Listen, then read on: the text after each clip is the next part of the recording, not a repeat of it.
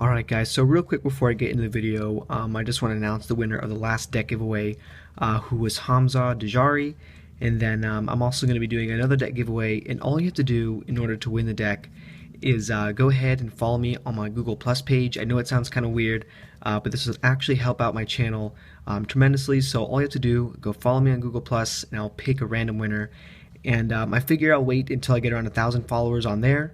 That way there's enough time for a lot of people to get involved with the deck giveaway.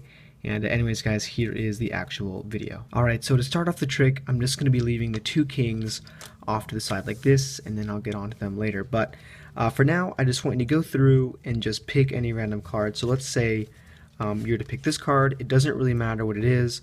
It's the Nine of Diamonds, but you really could have picked any one of these cards in the deck. It doesn't really matter. But in this case, I'll take your 9, and all I have to do is lose it somewhere in the middle of the pack. And I'll show you I really don't have any breaks.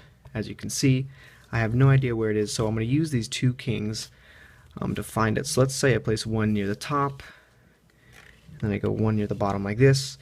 So as you can see, they're nice and spread apart, but when I cut the deck, they actually move closer together like this. So what I'm going to do is I'll take all the cards above the king, and I'll place them on the table. And as you can see here, there's actually some cards that the kings are sandwiching. So I'll take these cards and I'll give them a cut like this. So now what we should have is the kings sandwiching one card, and I'll get rid of some of these on the ends. But as you can see, we have the kings sandwiching one card, and in the middle happens to be your selection. And the most fascinating part is that on the ends, they're even trapped by the four aces. So this is the trick, guys. I hope you guys like it. So here's how you guys can do the trick. So at first you are going to need kind of a setup. So what you want to do is just get out the four aces, and then get out any like two of a kind, maybe like kings or queens or something, or even jokers. But at this point the setup is going to look like this. So what you want to do is take two cards off the top of the deck, just random cards, put them on the table, and then take one black ace and one red ace, and leave those on top, and then cover them up with those two random cards. So it doesn't matter what these are, you just want the aces to be in the third and fourth position on top of the deck. Now on the bottom, you're going to do the exact same thing. You take two cards off the bottom, place the two aces in the deck, and then cover those back up, and it doesn't matter what these are either. So as long as you have the aces in the third and fourth position on top, and as long as you have the aces in the third and fourth position on the bottom, you're going to be okay. So at this point, you can just show up to spectators, and you can have them hold on to the kings or something. Just make sure that they know these aren't like gimmicked in any way.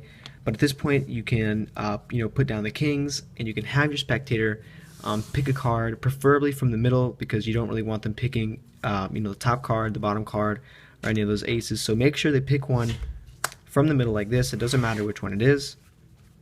Now at this point, what you want to do is you can hand over the card to the spectators.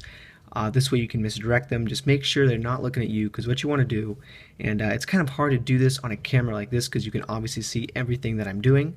So during the performance it was a little bit difficult, but let's say you're going up to your spectator, you can hand them over to the card, or hand the card over to them, and what you want to do is just take four cards off the top of the deck like this. So this way you have those those two aces, those two random cards, and all you want to do is push them over and get a break real subtly, just unnoticeably. You just want to get a break above those four cards. So at this point, let's say the spectator has been looking at their cards. You now have a pinky break above the top four cards of the deck. All you want to do at this point is make sure that you can do a Marlo Tilt. So from the top, you don't notice any breaks. From the back, you're in a pinky position. Now all you want to do is clear this fleshy part of your thumb. So you lift up, and what you want to do is a Marlo Tilt, and I'll leave a link on the screen if you don't know how to do that. So at this point, you're in the position to do a Marlo Tilt. You take the card back, and you tell your spectators you're just going to lose it in the middle, but really all you're doing is placing it in the fifth position. So you're placing it in, making it look like it's going in the middle. In reality, you're placing it right underneath that packet. And you can show your spectators by just spreading the deck, and make sure it's a nice big spread so you can see the backs of the cards clearly. So at this point, what you're going to do is just tell the spectators that obviously you have no idea where the card is. You know, you have no breaks, so you're obviously not going to know where it is. And then from here, what you want to do is tell them that you're going to have to use the two kings to locate your card. So what you want to do is you want to say, okay, I'm going to place one towards the end, and what you're actually doing is you're counting 4 cards from the back. So I'm counting 1, 2, 3, 4 cards like this. So you want to make sure you have 4 cards from the back, and you say, look, I'm just going to be placing the king near the back, but you obviously don't want to let the spectators know that you're actually counting the cards. So kind of do this in a fluent motion, and you do the same thing for the top. You come over, you say you're just going to place the card near the top, and you're just counting those 4 cards in your head, and don't give it away. Don't make it look like you're counting card by card. So this might take some practice, but at this point you tell your spectators the kings are obviously kind of far away from each other. So all you have to do, and you can actually have the spectators just cut the deck, make sure they just cut it in half, complete the cut, and you can say, look, just by cutting the cards, you've now moved the kings closer to each other. And then from here you can just scoop up the deck. And you want to make sure you scoop it up because you don't want to say, look, I'm going to separate the kings, and you don't want to have the cards flat on the table and then moving the cards away on top like this, because obviously when you have to do it from this end, you're not going to be able to do it that way.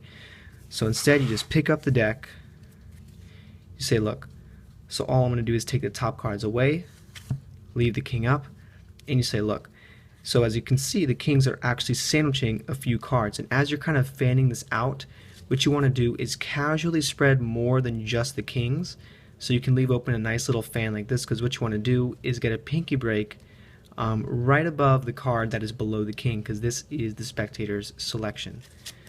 So you spread it open and you say, look, as you can see, the cards, or the kings, are actually sandwiching a few cards like this. You kind of spread it open, you leave it open a little bit, and then you just want to get a pinky break right below this card that is below the king. You just square it up, take everything from the break, so now you should have all those cards, including the card that was below the king. Then you can just move this packet aside and give this packet a cut like this. You can just cut the pack in half. You can just spread it, and you can show the spectators that now you have one card sandwich in between the kings. And now this part is kind of important. All you want to do is you want to make sure that you take away every card but 2 away from the kings. I'll try to explain this better just by showing you. So what you want to do is make sure that you take away all the cards above the kings, but you want to leave 2 on top and 2 on the bottom like this, because these are the 2 aces, or the 4 aces. So you're moving these cards away, and you don't really have to say too much about it, because obviously you're focusing mainly on that card in the middle, so you don't really have to bring too much attention to that. But you just spread the cards open, and you say, look, the card in between the kings was your selection. And then again, the spectator's obviously going to be wondering, what are these 4 cards they still have here, and you can just show them. And the best part about this trick is that now the 4 aces are actually sandwiching the kings. So it's a really cool trick. It's kind of simple, and I hope you guys like it. And don't forget to do the stuff for the deck giveaway. That would really help me out a lot. Just go ahead and follow me on Google+. And as always, guys, thanks for watching.